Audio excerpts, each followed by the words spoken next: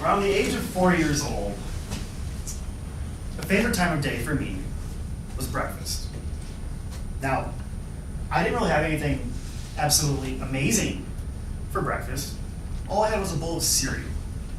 But what was so amazing to me about breakfast, though, was what happened.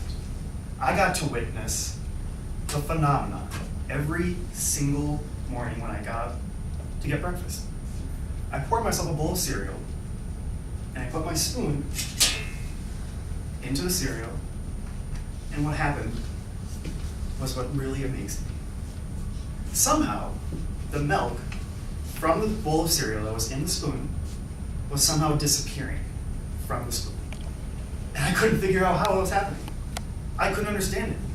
It was so bizarre to me, I began to question what was actually going on. One of my main ideas that I came up with was the milk was somehow disappearing into the cereal. The cereal was somehow soaking it up. Remember, I was 4 years old. Okay. So the cereal was soaking it up. Just like if you stick a piece of loaf of bread, you stick it in water, what's going to happen? Well, the bread's going to soak up the water. That's what I was thinking was happening with the cereal. Turns out that's not what was happening. What was actually happening is I had the spoon tilted a little bit to see the actual milk, and the milk was dripping out of the spoon into the bowl of cereal, and I just didn't witness it. That's all that was happening. Nothing really amazing happened. I was just being a 4-year-old boy, and I tilted my spoon, and I just didn't notice. But what's amazing about this point is that I came up with an idea as to how something worked, a theory, as to something that completely was so bizarre to me. I tried to figure it out. And while it was wrong, it was still human intuition and human intellect that led me to this. Today, I'm going to walk you guys through a few of these theories that have revolutionized and changed our world and the way we see things, the way we view things. Hopefully, you guys can grasp this. And perhaps you guys can have a great understanding today. You guys can also do this too. So, the first thing that we're going to look at is what exactly is theory. Well, the definition of theory varies across many different sources. But the most commonalized one is the contemplative or rational type of thinking. Okay, people come up with these ideas as to how the world works, how the universe works. And it's very scary to them that these things are confusing to each other. We don't understand this. So we come up with theories to explain this. That is what a theory is. Now, many of these theories, though, are completely counterintuitive to each other. Many theories will deny what another theory is. We're going to go through a few examples of what those are today as well. It's always a constant debate between theories, though. Which one's true? Which existence is true? So, with the first thing that we're going to talk about is a picture. As you guys can see, I am on the far left. Right next to me is a Korean foreign exchange student here at UWRF. His name is Jumi. The next person is, well, you all know him as William Johnson. And the next one is Ayaka Nishimoto. She was a foreign exchange student here from Japan last year. Now, what's amazing about these things, about this picture, is that 2 of these students are foreign exchange students from countries that are known as collectivistic cultures. Now, collectivistic cultures have a few different characteristics that are different from our culture. One of the major differences is that in collectivism, they have a group orientation, and they care generally more for a group than, say, an individual themselves. One example that Ayaka told me was when she was a kid, when she played soccer with some of her classmates, they always tried to end on a tie.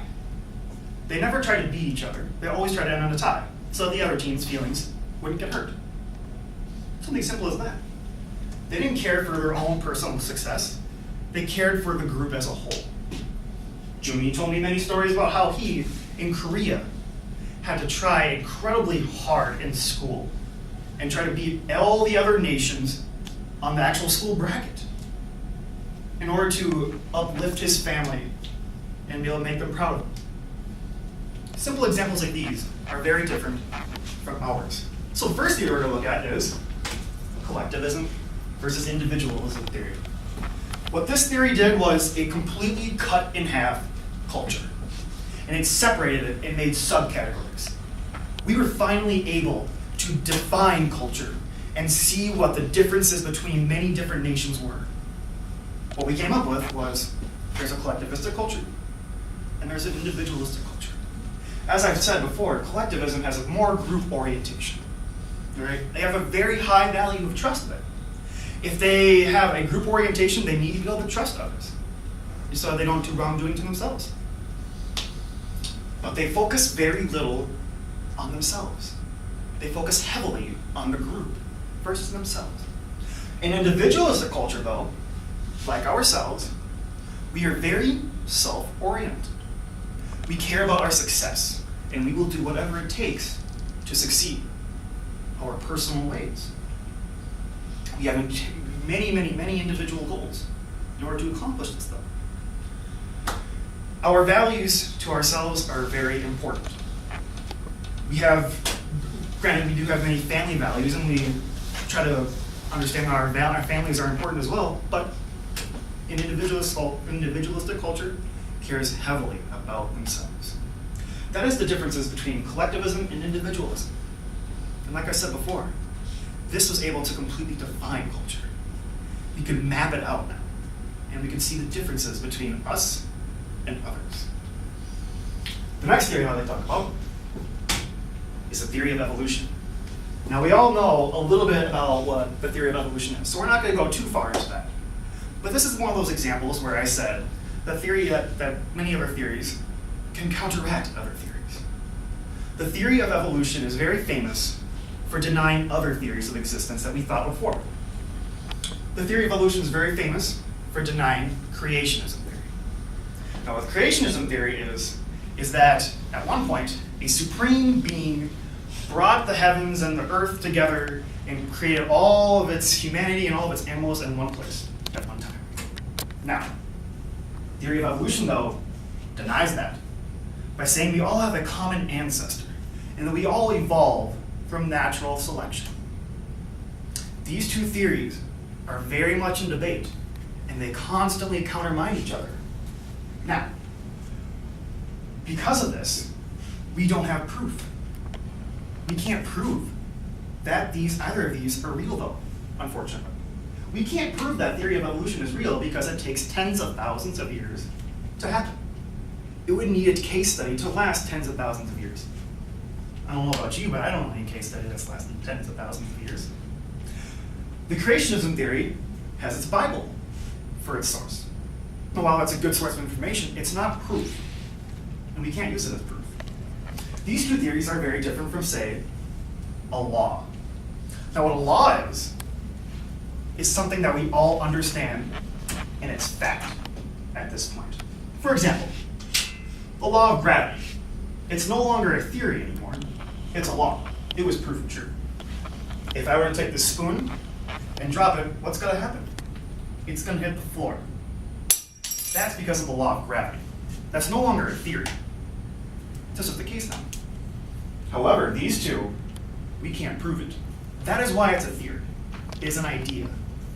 And while you can't necessarily prove them, they're still important to our society and human intuition and intellect because they are ideas and theories. That is why they are important. The next thing I'd like to talk about is the singularity theory. For our last theory, the singularity theory talks about an idea that would revolutionize computers at a certain point. The singularity theory believes that computers will eventually develop a conscience, just like ourselves. Computers will be able to think and act just like we can do. Artificial intelligence is another word for this. As I said, it can do whatever it wants at one point. If this happens, though, either something good will happen or something bad will happen. If it does happen and something good comes out of this, it could easily solve many of our world problems. Computers are definitely a little bit smarter than us. They can definitely hold more information. They can calculate scenarios far faster than us. There's a little bit no doubt that computers are technically, in some characteristics, smarter than humans. However, they still can't perform actions on their own in somewhat. We still have the ability to control them, okay?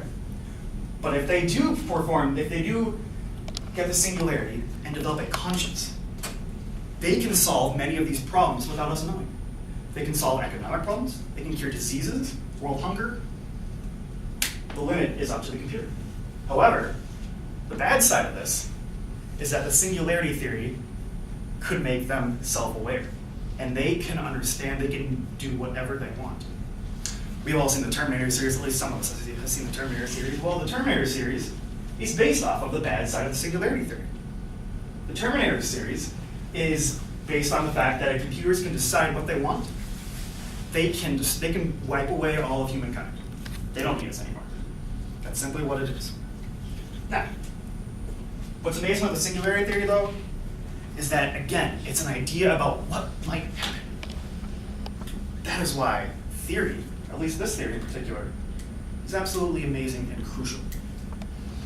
So, in the end, human intellect, the human mind, is absolutely spectacular.